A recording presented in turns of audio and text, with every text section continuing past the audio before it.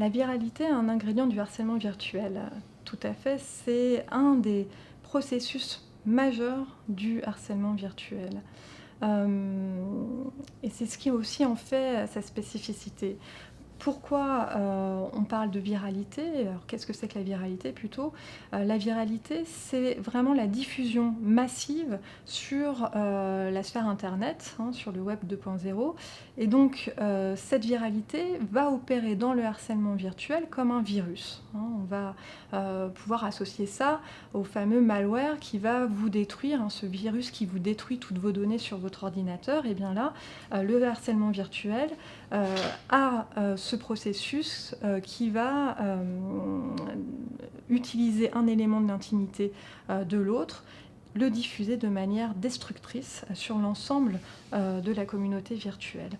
Et donc, oui, la viralité est problématique, hein, puisqu'on ne peut pas l'arrêter aussi, hein. Il y a un effet comme ça, de hors limite.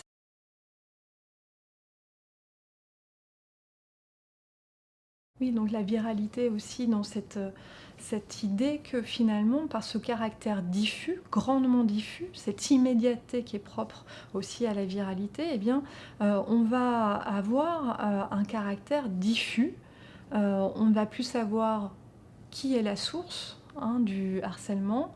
On va plus savoir qui est cet autre finalement, ce harceleur. Le harceleur devient impalpable, immaîtrisable et donc cette viralité va générer un fort sentiment d'impuissance, pour la victime puisqu'elle ne peut pas arrêter, cette diffusion.